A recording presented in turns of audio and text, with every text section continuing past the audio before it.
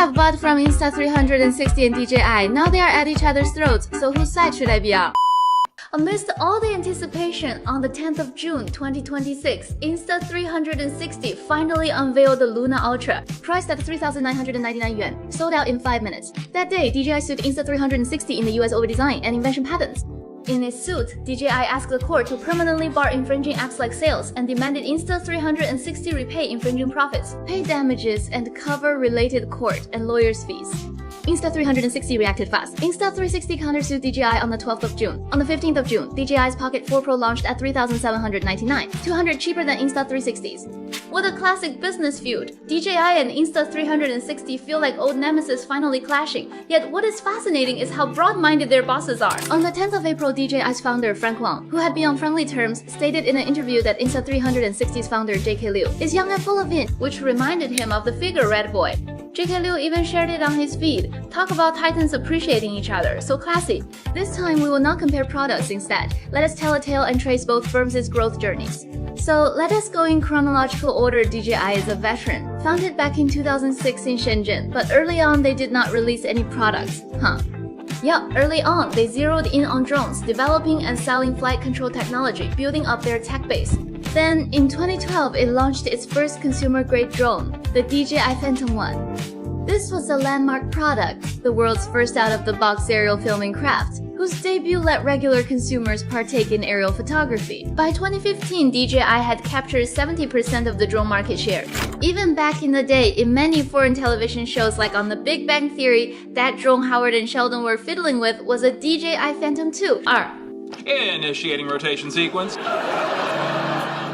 Don't look at me, initiate. And in 2015, Arashi Vision Inc. was founded, also in Shenzhen. The 24-year-old founder set up a team of a dozen or so folks in Shenzhen, choosing to zero in on the panoramic camera space. In its very first year, it released its maiden enterprise-grade VR 4K beta panoramic camera, one that could capture a 360-degree view, letting you shoot first, then frame your shot. This innovation let it carve out a viable niche amidst OPPO and DJI. In its early years, it rolled out several trending devices each year. In 2016, the Insta360 Nano sold 20,000 units. In 2017, they released their star product, the Insta360 which over the next few years captured most of the global panoramic camera market and became synonymous with that category. As for GoPro, which once reigned supreme, it started losing ground in 2015 due to years of lackluster, incremental updates, and its neglect of the panoramic camera market. Plus, in 2019, DJI released its first action cam, the Osmo Action. So GoPro faced a tough rival even in its own forte. You could say this duo's combo, move left, GP reeling. So DJI and Insta360 coexisted peacefully at first, since they were not in the very same race. Each kept to their own, facing outward as one. But who does not want to grow their own business? As they expanded their business empires, their product lines started to overlap, and rivalry grew fiercer. In 2023, Insta360 launched its first action cam, the ACE Pro, but the action series was already popular. Professional workflows were already well established, so it did not shake DJI's industry standing, and tensions were not that high yet. 2025 marked the first turning point for these two firms. After a decade, Insta360 listed on the SS. JK Liu became the youngest chairman on the STAR market. And hey, speaking of which, should not someone make a mini drama about these two? What great material! That year, after Insta360's IPO, DJI launched its first panoramic camera, the Osmo 360, posing a massive threat with its sheer scale. Stats show that in the panoramic camera market, Insta360 sales share made up 91% in the first half of 25, but swiftly dropped to 53% by the second half.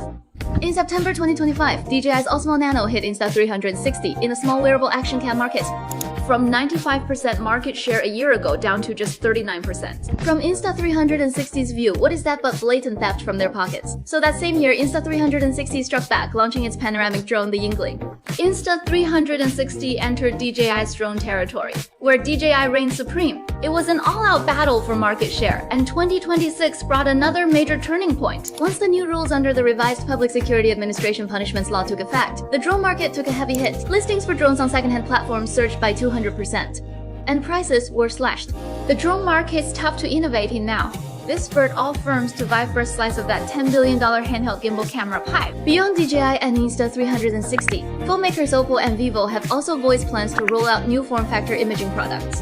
But hey, not even any spy shots have popped up yet, so let us zero in on these two for now. So DJI rolled out its routine upgrade, the Pocket 4, in April, then both firms started dragging their feet, total procrastination, refusing to launch the Luna or the 4P. The issue is, the more they delay. So the more DJI's Models 3 and 4 sold, then come 618, Insta360 could not hold out any longer, and released the Luna Ultra first. Immediately, DJI countered, ours is out, and it is 200 cheaper. Plus, come 618, DJI offered deals on many products, up to a 2,500 yuan slash. Insta360 shot back, we are cutting prices too, by 1370. You cut yours, then you cut yours, may more such goodies come our way. Not just a price war, but a patent war, a supply chain war, channel competition, and a war for talent. Reportedly, DJI demanded suppliers choose one to supply.